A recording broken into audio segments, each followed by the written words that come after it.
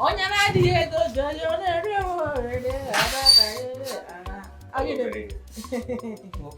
onye na-eri awọ rikwa eke nnukwu gbana ya ori awọ ya elezi n'anya nzanụ ọhịa ọwụ gbana ya ori awọ ya elezi anya nzanụ. Good morning, Mariama. Good morning. One day, my friend. Jump question. Iji sonye ọnụ ndị egbelugo gbagbugoro mgbe. Good morning.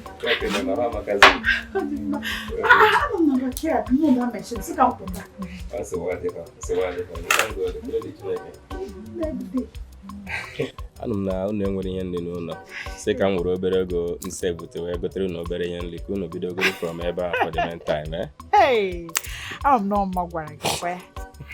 Nwaanyị a asịkwa m ọjụọ m ọjụpụ m ọjụ Chim gọziere m ya Chim gọziere m ya ebe ego ishigote ihe achịpụta Obinigwe ga-akwachiri m gị ya mmaji kwuru mmaji.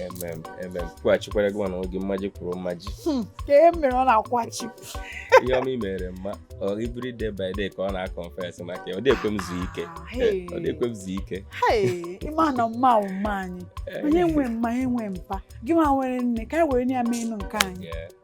Ka mere ya dị obere. Gị ka ya emere mma. Ịghọta gị. Ọ ga-asị ọgwụ gịnị. Nsogbu adịrọ. Ọ obere ke maka nwanne gị nwoke. Ịma na ọ gara tie night n'abalị. Onye ụka baa ya bụ nwa na-agbalịkwa ọ dịrọkwa n'izu ife Chukwu eziokwu aka mana nwa ahụ bụ pastọ mana bụrụkwa pastọ ndị gwa m ọzọ anọ brother matros brother Clay ya na Chukwu dị ụta ọ bụghị obere ihe Sọmba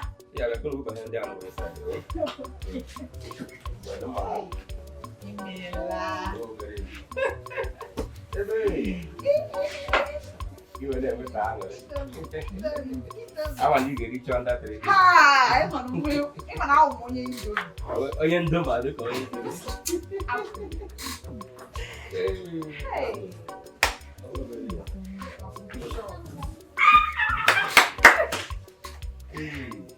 You go to a coffee.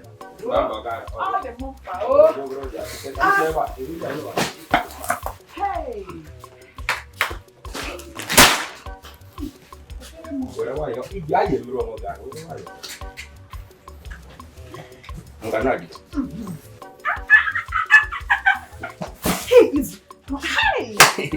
ka ka na ko Tommy ya ire ri ahụ na ama gị mma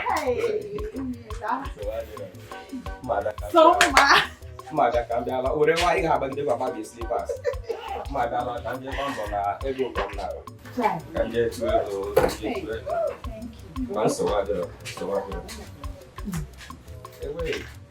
Onye mo. Wakanje mje tuego na okrom na ba onde. Wa yo ma. Onye mo. Omo ma saraba. Ga dalu mo bi da chanu mo pere na. Mata ka fa no ata ya ni. Ogi mesi ya. Gawa. Ya sara mo. Ya sara mo.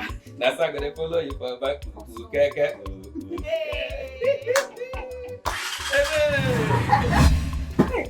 Soma. Keke ho. Kita para sabo le ba. Nda nyere ka bubu isi gị ko wadu gị. Ko hina machari. Hina mekwa gị, nkịta machasịrị gị anya. Egbe eluigwe gbaburu gị. Ebulala gị nri ụmụaka. Ya na lebo. Nri ọka. Onye wo rice. Agbara ndị alabara gị. Ọ hapụrụ nga. Onye ọkada tutere gị nga. Ụmụaka ibe gị na-apụ nga gaga chọọ ndị bara uru ga-eme ha bụ isi otu apụta. Achịrị tim moto. Chiga ha n'aka ya daa chakam. Ilekwe fim. Ọwa ibe gị gbaga DSTV. Na-elele fim. Otu na-esi eme love na-aga kedu iwe gị tuno na Jowad. Ele otu ụmụ anụmanụ shi amụcha gị nwụọ. Ohe leopard onye na-aga ji bịa nga bughara gị ozu gị. Gị bịa basị bịa nyere gị aka bịa bụpụ ịmakwa ihe. Hụrụ na-emekwa gị. Nne-enye gị ntụziaka nwere ike iso m. Otu m na-eche n'ihi lekshọn anya otu anọ mbịa bụrụ gị nri ụmụaka. Edigo onye oburu. Ndị ebe nyere gị aka bụba nri ụmụaka ejiri gị children. Ejiri gị children. Ha na-emegbukwa unu. Ya na onwe ya yiri akpụkpọ agụ bịa nga. Esi gị opuru. Gị na mụ gara esikwa n'onios. Anọchara ihe n'ime ụlọ nke ekwu gị. Ha ga-emegbuole m. Nkịta rachachara gị anya. Anụ ọjọọ erie. Agbaghị so ndị ji ego napụtaghị ihe nata ụmụ nwoke ego. Napụta ego ka ịrụ ụtụọ n'anya. N'otu m shiga ndụ. Echiche gị erato. Nlife ọta. M na-echiche. Onye ụlọ atọ nkọfe. Onye ụlọ atọ ọrịa lee m anya. Ebula lụrụ gị alịbọ. Alịbọ hapụ ya agbaragba m. Alabaragu. Ya bụ agbaragba. Ihe na-eshi anaghị ihe na-eshi. Ihe nwa n'oji ekwusi ị na-eshi isi. Ibu ụzọ ọdụdụ isi kie. Oke mmiri ga-amụ ya mụ acha ya n'otu akpụkpọ agụ ahụ. Leopard efu.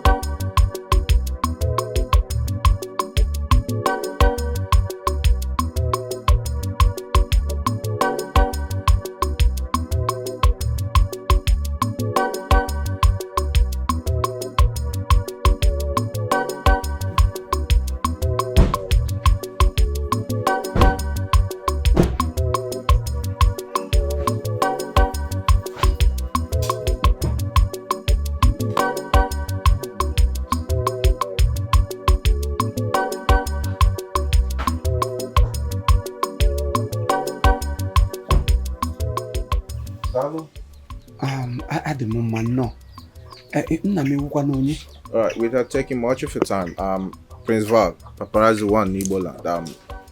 Born and bred in the United States of America, Houston, Texas. You're welcome. Yeah, thank you. Welcome. Sit down. Nice abode you have. Oh. Yeah, nice environment. Thank you. I came in respect of. Sir, your phone.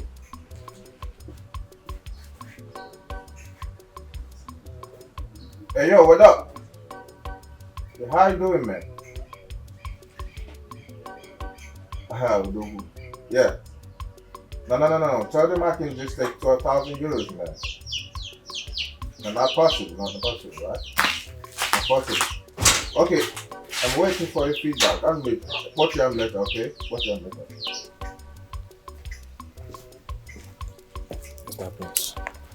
Sorry before I got interrupted. I came in respect of your sister, Afumiananya. Very well.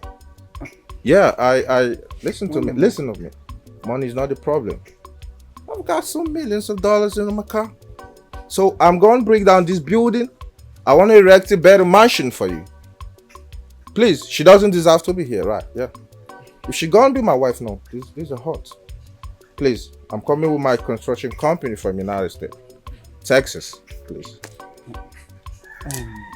Thank you very much. Oh yeah?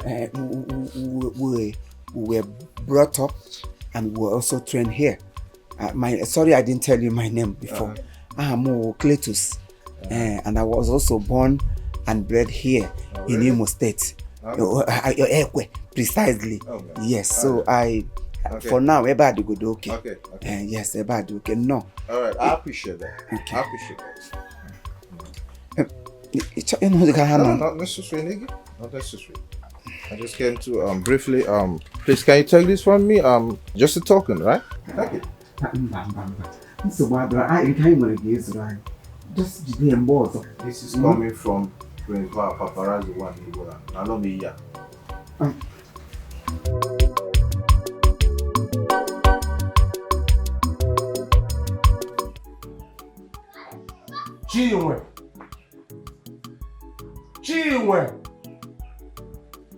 Chinwe dọdọkwa n'ụlọ no. Chinwe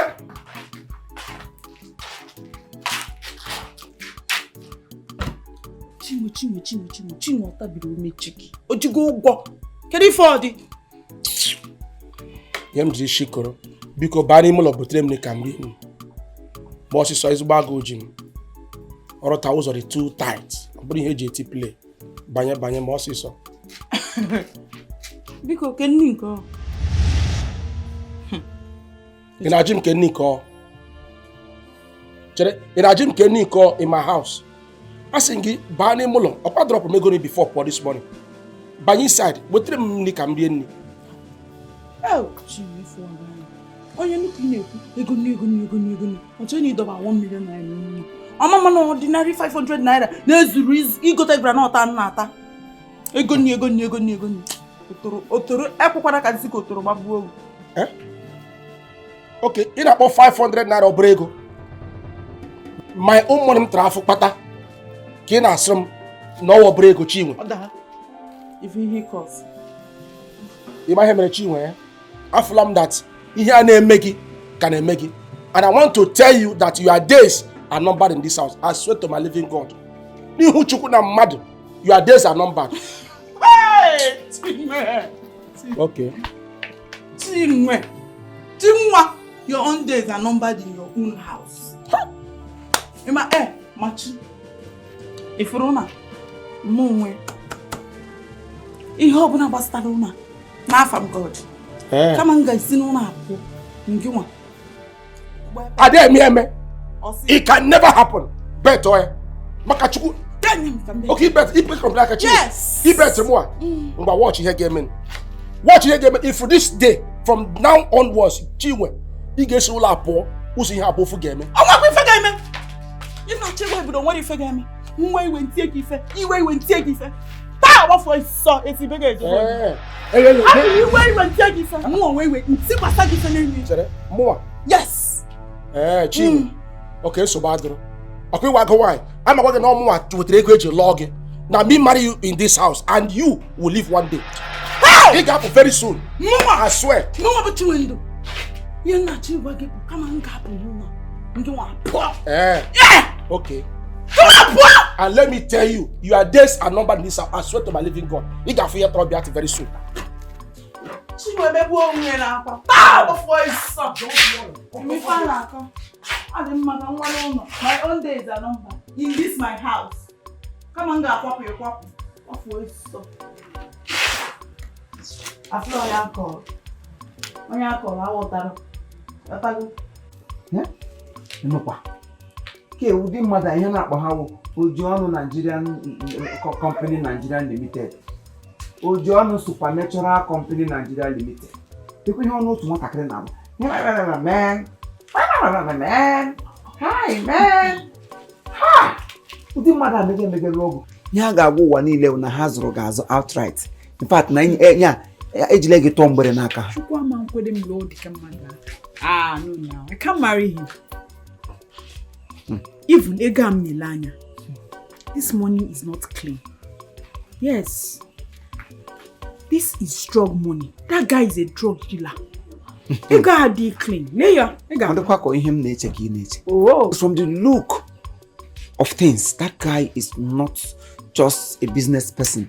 Because when you're not ego, you know, you don't go around showing people that you're a rich man. Kika feja kamana ni so see she yourself you go see you a rich man. But onye nke obi o na-eme mpompo. Oh, come on. I don't have any future with this guy. Ega ogwa. Ke ihe geje ga me. Obuka, ke ihe geje elu. Welcome. Welcome. Feel good. No, go. Don't you need to go to? Cletus, obi adịrị mma. Obi adịrị mma hụ ha. Boy ọkụkọ na-agba ọsọ n'iyi. Ọ bụ ihe ọchịga. Ihe m jiri ekwu ihe na maka mgbe ọ ga-esi. Ka nwa ngarakwa esi na m ekwu die. Ọ dịra ekwu ekwule m nke m na. Ọ gịnị mere? Ihe mere na oge ntị na. N'ụkpụta dị ka m chọrọ ịga ọrụ as dị bụ ụlọ m wụ. M were ego nye nwunye m si eshieni m ga-eri ma mbata m gawa ọrụ ịmụta ọrụ anyị siri dịrị mgbaraga abịa mgbaraga olo mgbaraga mgbaralo o nwere aka mma ejima ga na ga-eri ofe akwụ ekwere m aga iri n'ihi edemere m ego na ya si m rụcha ọrụ m lotuo na ra tụọ anya rie nri o wee ka m rọtụrụ ọrụ bata n'ime ụlọ ị mara nwaanyị agada ahịa aga mee fọkwa isi nri n'ihu Chukwu na mmadụ ịsụka na gwa gị ihe Elekwere ihe wee iwe. ịjọ m ji onye ọ fọrọ obere ka m were aka dọwa ya ka nga dọwara mmadụ taa Ewele iwe biko. Ma ajụkwa bikos asa agwa otu onye hụrụ na awa eke. Ego ole ka ị nyere ya si aji ịga ahịa? ezigbote ego 500 naira m tara ahụhụ kpata my hard earned money. Chere ọ dịra 5,000 ka 500 naira. 5,000 ememebere ya 500 naira ka m nyere but hope even of problem ka m kpọrọ ndị enyi m abụọ lọta maka anyị rie na ya N'elu 500 ahụ.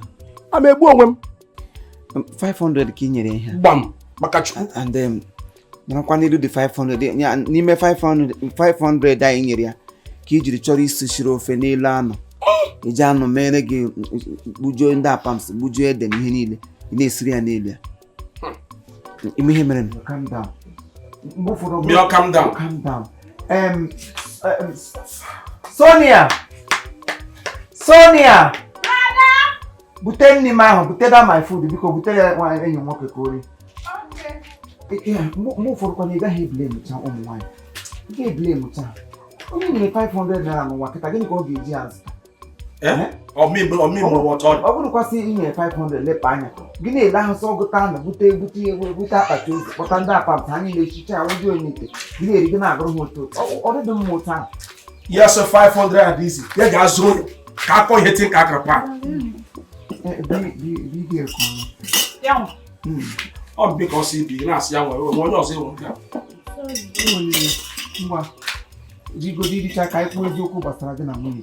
nwaanyị ga-ala nso nwaanyị ga-ala ma ịsọ ọbụla nwaanyị ga-alakwa ala igodu nne ma afọ ụla rie enwere ike agara ugbo ajọ ya adịkendị ya nwụrụ nwa onye kwesịrị ịla.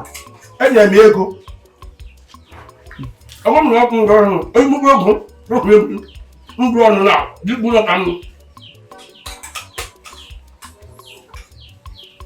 nwa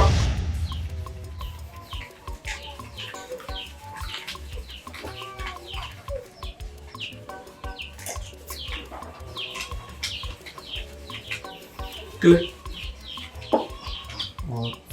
40, 41, 42, 43, kele 50, 51, 50, 51.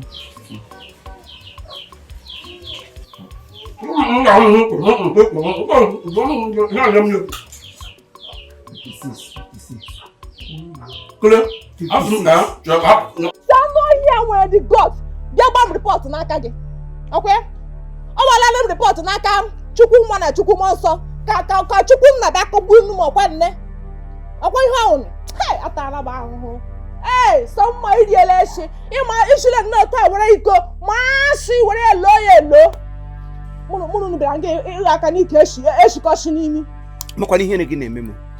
Mgbe ụfọdụ gị na-ekwu okwu otu ihere ụdị m ka onye ahụ na-adị m ka m were ekete kpuchido onwe m. Kedu ihe dị njọ n'okwu a m kwuru ugbu a?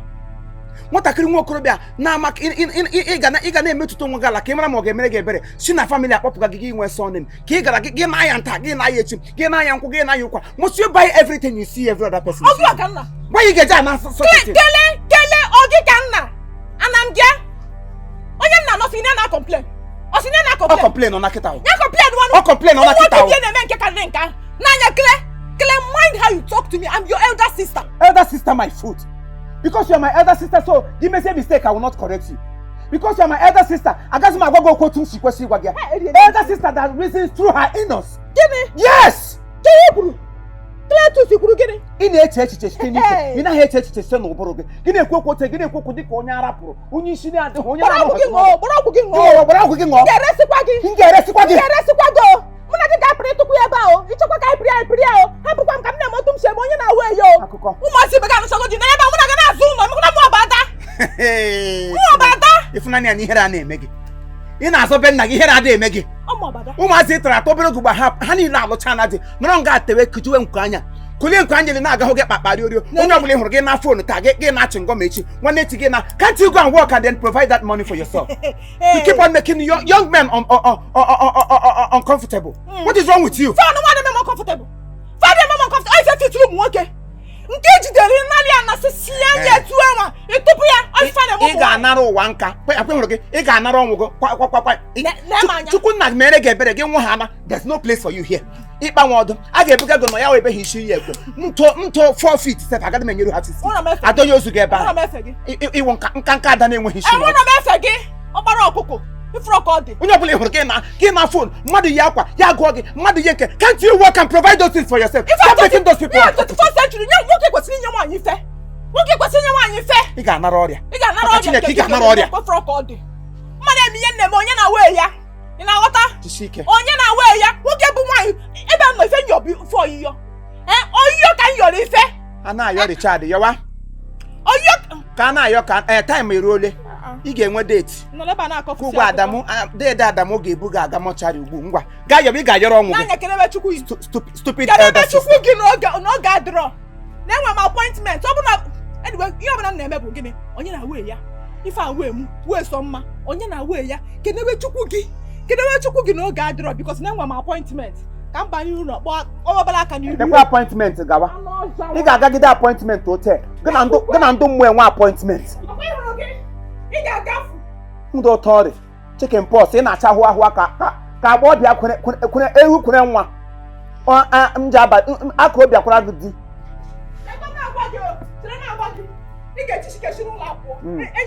akụkọ ụmụnne m niile enweta nga siri ihe isi n'elu si n'ala were azụ iwu ọgwa gị ahụ ị ga-agbapụ nke isi n'ụwa onye lụrụ gị ọgwa gị mma m nwere asụsụ ị ga-aga n'ala ili gị ili gị adịwụla nso ị ga-agakwuru ha ebe ahụ gị na ha aza ajụjụ ahụ kedu ebe si tụtụ ime onye ara ka ebikokwana iwucha dị mkpọma ha ka m nụbeze were ngwongwo ure shi ọgọ wure eme m ya wụrụ nwanne m ndị mmụọ fọrịkwa gị ebe ahụ a na-agwa mmadụ eziokwu ọ ga-ebe ndị ada akarata iji ọkarata ị ga-eji aga nga mmadụ ị na-esikwa eche na ị ga-alụ di gị nwoke gị nama ị ga-ana ncha ị ga-ana ude nwere ihe na-arụ just every day ị nọ na phone gịnị ụdị nwaanyị dị ihe a biko kịta ha anachi ngọm tee powder ọ gwụla ihe ị na-eche at your age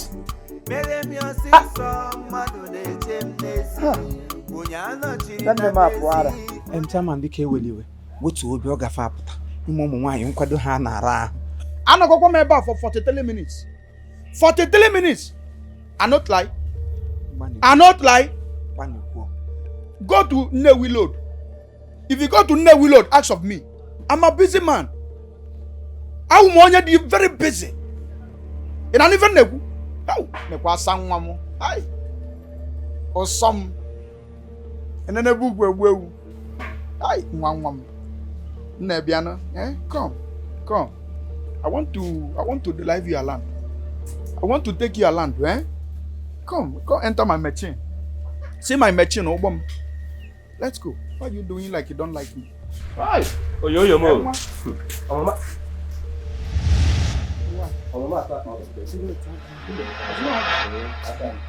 Kedonya labia. Kedonya labia. Okada laida. Nigru na boyke. Okada laida. Okada laida bangwa mwena wa. No, listen to me. I'm a busy man. I'm an importer. Akwina nye nneku. Mma tu machine nge nyonya ala. Nga tu nwe. In fact, kedu phone m? Metal m phone m, wete phone m moto.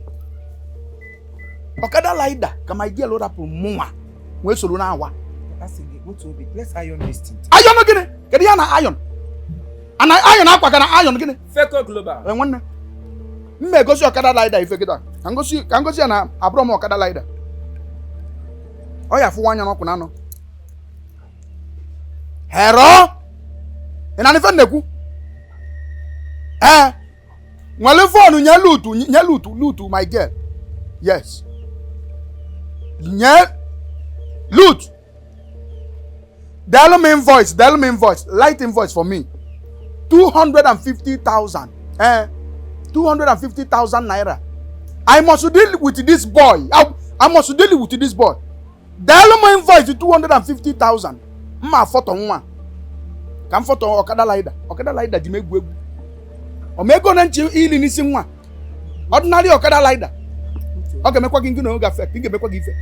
Mma photo kwa ma nke nwa. O nwekwe nne ma unu ncha mma photo everybody. Ka anyị ebe a. Feco Global. Okada laida nkịtị. Okada laida nkịtị.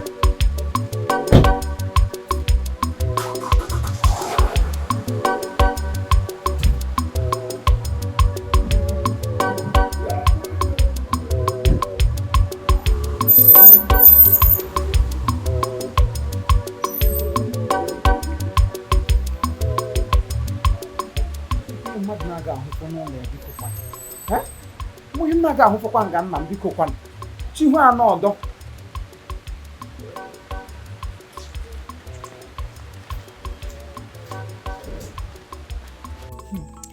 You need to see this guy. Hey! Onyekwa? Keep taking him out. If Therefor, whatever they call him. Na R, na L, na L. Invoice, sekwe invoice I say. Na shop ya no na on nke no na Abuja, man nke no na Lagos. Just the guy is just dummy. I can't deal with such a guy anyway. Not me. Oh, why not ime na if go dey hard o nyere. Okay, we for na. Ịma na ọtụtụ ndị na-eche na ịga akwụkwọ n'ọrụ arụ ka ọ bụ. Ya mere so many of them hapụ ịga akwụkwọ, ejidabanye into business ka ha nwee ike meet up in life. Mana ilekwa ya sometimes you gaghị blame ha. Lenu mụ na gị na-abụ kemgbe anyị gụchara akwụkwọ, lenu ebe anyị nwetaziri onwe anyị na village here. Lenu mụ ọkwa onye ọkada ka mbụ. Calm down. Ọkwa ndị ọyị anyị ikpe na afọ ha na-agbacha ọkada na-ama conductors ma ọ dị m na-akwa baro. Obim, calm down. I want you to believe in yourself. It was okay, but quick gara. Ị gaghị aghọta. Ị gaghị aghọta. Asị na ọ bụrụ that na m siri ike na mmadụ kpọọ akpọ na mmụọ. Ụdị mkparị m na-anata na village a maka na m akpatara ego. Ụdị mkparị m na-anata na village akara m ịdị na-anata ya na akara m ịdị na-anata ya. Onye nke kparịrị gị, ka onye kparịrị gị. Aka nkụ na ana m agụtakwanụ ha ọnụ. Ma nke ọ na-esi na ya si Malaysia wee bata mbọsị a. Ma nke ọ na-esi na ya si Kafanchan, ma nke esi na ya si China. Otu aka m si wee na-enene ha, amara m na afụcha ihe niile ahụ na-emenụ. Ndị ala. Obi adịghị m mma soso m, obi adịghị m mma soso m, eziokwu. Ewezuga gị nwa, mma m egbuola ọshụ na village a. Asị na ọ bụrụ gị nwa. Na bụ mbịakwa nlecha gị anyị hụta m ebe m ebido. Egwu agụrụ, ama m ebe m ga-ebido. Ama m ebe m ga-ebido. Ebidola. Stop. Soso m. Don't worry, yeah? Oye m. I'm for you. I'm not going anywhere. I am here for you. I love you. I'm going to be with you. Nobody taking me away. My chicken peri. Oh, yeah.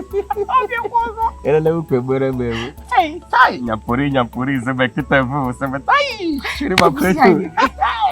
Ebe. What's in hiding? Apa emre giji kan we bara fuel aguna na machine mo. Yeah, I'm very. Tai. Aya kan je fu gi. So nwa anyị ga-eme n'ọda ka enwe ike pụọ. Onye ka nne ya anya si gị na nne anya na time same with my appointment. Don't worry. Appointment ka le ma. Barman.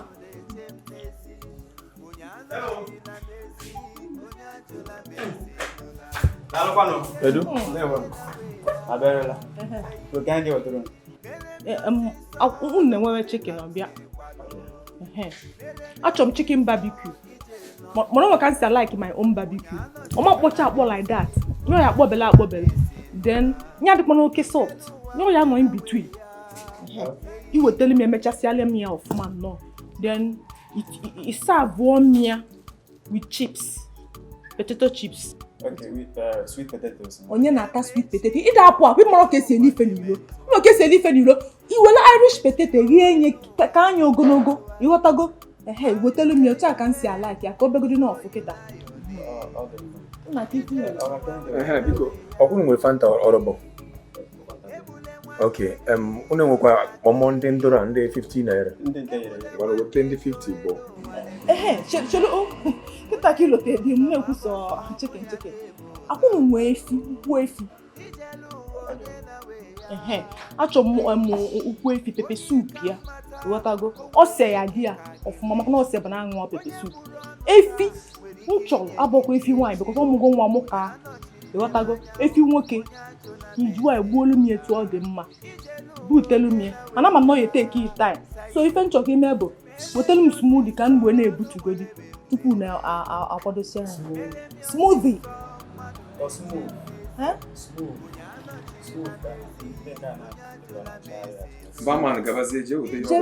Smoothie. Iru ebe ahụ jụọ ya okolik ọ ya agba gị ana m abịa ebe abịa.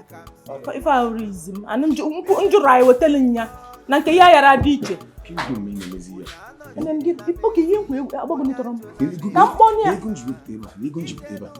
650 ị na-ekwusugbu dị ị ga-ata nka n'ego nji ebe a 650 ị ga na-enye nwatakịrị ma o jecha elu gozi sie nna njide ka iji pụtaba nwoke raka anyị alaịkwakwa m ihe na ịgwa m na ị ga-aṅụ smoothie oke aghọtago m kịta ijiri ezigbo cash enough cash mana asị cashless ka mkpọ ya ka ha enweliri POS nna bịa iwe nwere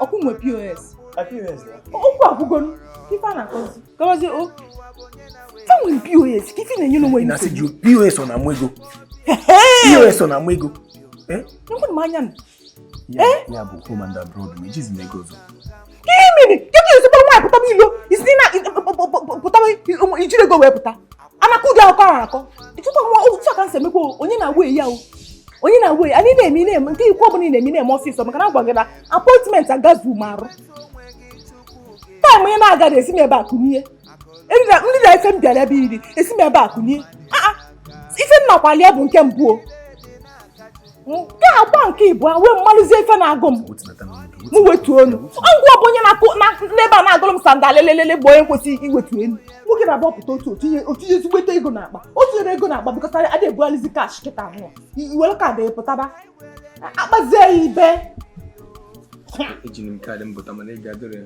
nke otu iji were kaadị pụtabazie akwa ka m si eme o etinye niile mma ọ dị ebe a mmeri gbado ha ncha niile nkwe nke nna ara ukwu efi ahụ ọgbachi ụkwụ gị na-agwa gị adị m enkwu ụdị isi ahụ onye na-awe ya ọ bụ na ndị na-akpọta bụ na-aba ha pụta emesịa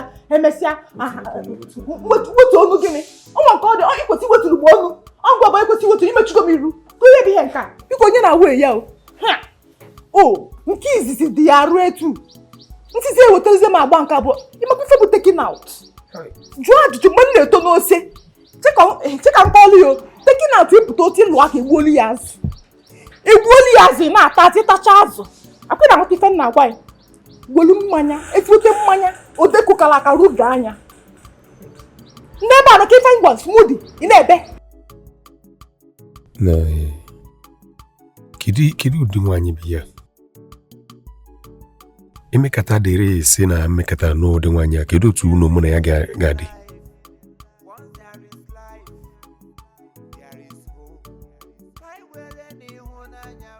ọ na-adị eche echiche maka fucho sọnsi ihe bụ nke ya bụ ihe a ga-eri taa